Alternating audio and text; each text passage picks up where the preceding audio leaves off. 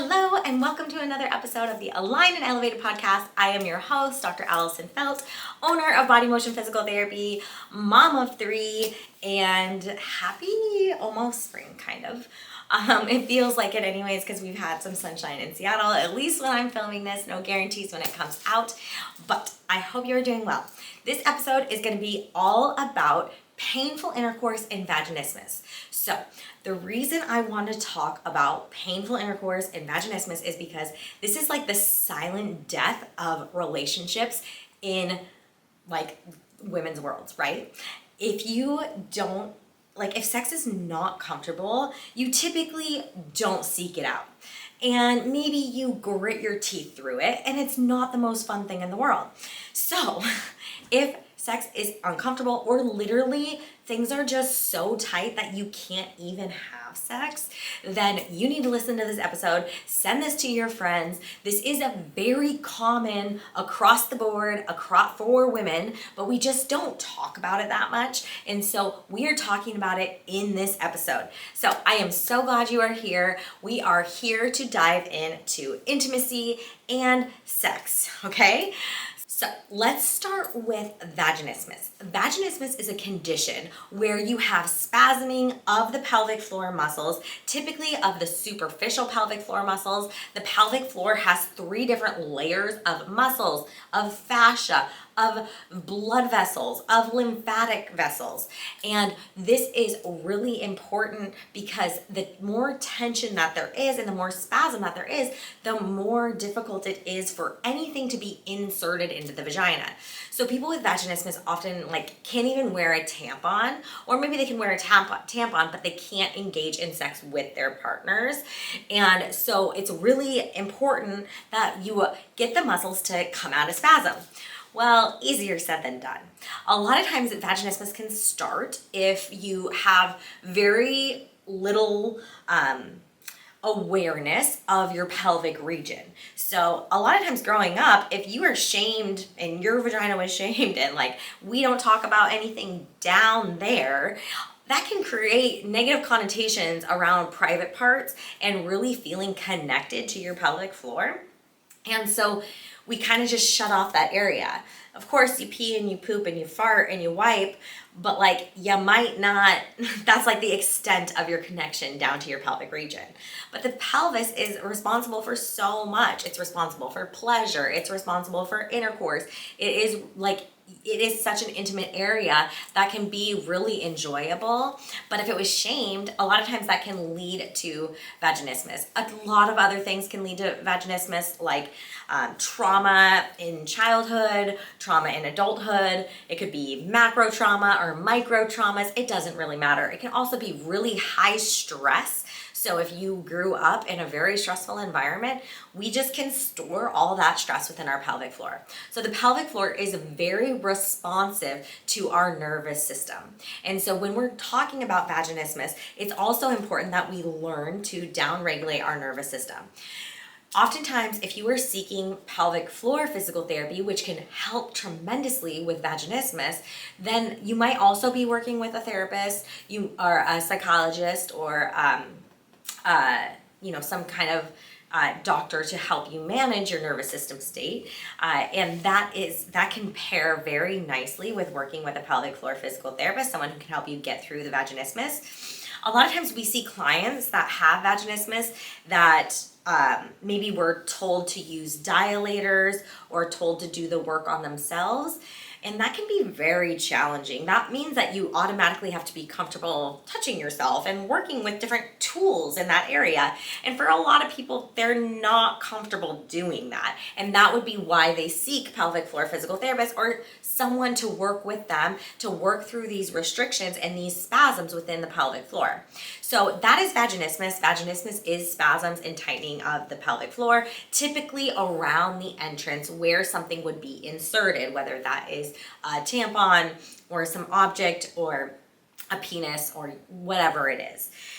or a sex toy, right? So that spasming needs to be dealt with. So we need to work on decreasing the spasm in the tissue and then also improving the quality of that tissue, because a muscle that's in spasm tends to be very tight. There tends to be scar tissue and restriction and adhesion within that muscle because it's used to being so contracted for so long that we have to now train that muscle not only to down regulate and calm the nervous system and then teach the muscle that it's okay to live in this relaxed state, but then we also want to deal with the scar tissue, the tension, and the adhesions within that muscle. And oftentimes there are, all the layers are affected, and so we want to work on opening up all the layers of the pelvic floor. And then what we do is we help coordinate your breath to your pelvic floor so that you can then control the movement with your breath of the pelvic floor. And then breathing helps you maintain the progress that is made during sessions of your new range of motion of your pelvic floor. It all in turn helps improve your ability to insert a tampon, improves your ability to engage in intercourse, typically reduces back pain to 0, and helps open up the hips and free up the hips if your hips constantly feel tight. Now, this can be a work in progress. For some people, they respond right away. For some, it's longer. It could be 6 months to a year. And it just depends on how long you've been dealing with this and how much work there is to do to also retrain your nervous system so that your body can live in a different state and doesn't always upregulate your pelvic floor. And so that is vaginismus, but there's also just painful intercourse. So sometimes people will have pain with initial insertion and it'll feel like burning, or it'll feel like they have to warm up, or there's not enough lubricant. So that's a lot of times superficial dyspareunia, it's called, and that can be issues within the first layer of the pelvic floor, being extremely taut, having scar tissue. Also very common after abdominal surgery because of the connection to the abdominal wall. And so the more tension there is in the abdominal wall, the more difficult insertion can be. And so if you have more of that pain with insertion, or you feel like you kind of have to really warm up and just make sure things are ready for intercourse, that is a superficial dyspareunia. And again, that is something that working with a pelvic floor physical therapist, someone who does manual therapy, can truly help open up this tissue so your body naturally has a better resting state and isn't always gripping and tightening. And why that's important is because you want to have blood flow. And if there is tension and tightness constantly in that first layer of muscles, then that's going to limit that blood flow. And so that skin and that tissue isn't going to be as healthy as it possibly could. And then there is more pain with deeper thrusting. So this would be deep dyspareunia, and you can absolutely have both. If you feel like your partner is hitting something when you're having sex, and this would be if you think that it feels like they're hitting my cervix, typically it's because they're hitting some of the third layer muscles in your pelvic floor that are just very, very tight and they haven't let go. And so it feels like your partner's hitting something. A lot of times this also happens when the muscles are very tight and your partner has to, the vagina isn't necessarily a straight shoot because the muscles are so tight that upon insertion of the penis, you feel like your partner is going up against something or isn't clearing something and then is hitting something. That is the different layers of muscles being extremely tight. So our goal is then to open up these muscles and provide new range of motion of these muscles so that they can operate in multiple planes of movement. This then makes intercourse much more pleasurable for both parties because the more dynamic the tissue is of the pelvic floor, the more it can open, the more eccentric elongation of the pelvic floor you have in the third layer, the less pain you're going to have, and it's not going to feel like your partner's hitting something. So if certain positions are off limits for you because it feels like your partner's hitting something, that is also a deep dyspareunia. So a deep pain when you're having sex. And the more that you kind of grip and guard your body against that, the worse it typically gets. So in order to help improve that, seeing a pelvic expert physical therapist, someone who can really help improve the quality of those pelvic floor muscles, is very important because that will help decrease that hitting sensation or that painful sensation with deeper thrusting.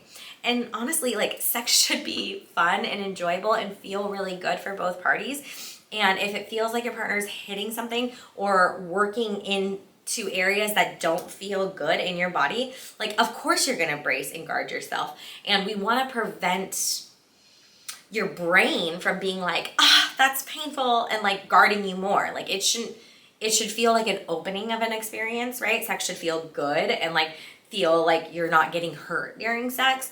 And so it's just important that working with a pelvic floor physical therapist can truly help improve the quality of the muscles. I like to say it like this, like a healthy muscle is like a good juicy chicken breast. A muscle that is not hydrated and is chronically tight tends to be more like beef jerky.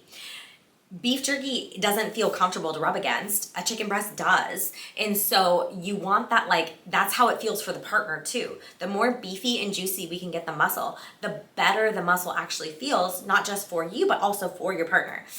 The reason I mention this is because a lot of people worry that, oh, if we open up the muscles too much, I'm gonna be quote unquote loose, or I'm gonna feel blown out and I won't be as tight for my partner. It's actually the opposite way, because the more the muscles can move of the pelvic floor, the more blood flow they get. So the healthier they are, the more range of motion they work in, so the more plump they are. And so it actually is better for both parties to have that really nice, thick, juicy muscle of the chicken breast, and instead of that beef jerky muscle that's just like chronically tight and not mobile and dehydrated. So muscles work better when they have the blood flow, when they can move in all ranges of motion. And the same holds true for the pelvic floor. Your lubrication, your self-lubrication, will also be much better with the more blood flow you have to all the layers of the pelvic floor. And the better your muscles feel, the more you actually want to engage in intercourse, the better your libido will be. Now, there's many factors that play into libido, of course, and that is a topic for another day. Maybe we can bring on some guest expert here with that. But for the meantime, this is what needs to happen in order to really have that like pain-free, good sex. And sex should never be painful. And the fact that so many women literally grit their teeth to make it through these sexual experiences and to like make sure their partners are pleasured and all that stuff is like amazing. But also like, girl, it has to feel good for you, right? So, and it's like, it's a mutual thing. So in order for you to like be pain-free and like to feel good and honestly to be able to achieve a climax, you need good, healthy range of motion of the pelvic floor. In my clinic, we have people that come just once a month to tune up their pelvic floors so that they can, so that sex continues to feel really good, so that they can hit all their lifts and they feel freed up within their hips and in their back. Like that's the magic of having pelvic floor work done and like true, like good manipulation of the pelvic floor muscles. It frees up your entire hips and your entire back. And yes, sex becomes much more pleasurable. So the more that you, I'm doing this episode in the hopes that less women will suffer with this painful intercourse or with vaginismus. And hopefully you know that there is hope for you. And as uncomfortable as it may seem, this type of work should be so normalized. No one really teaches us how to connect to our pelvic floors and how to connect to our pelvic region. And so the more you can learn about your body and truly discover like how to control these muscles, you will have such better body awareness and things will feel like you'll just have better control. And this will help improve your lifelong health. So I'm Dr. Allison Feldt. I hope you found this information helpful. This is all about dyspareunia, painful intercourse or pain with intimacy, pain with sex, and also the diagnosis of vaginismus. If you have any questions, please drop them below. We are happy to chat.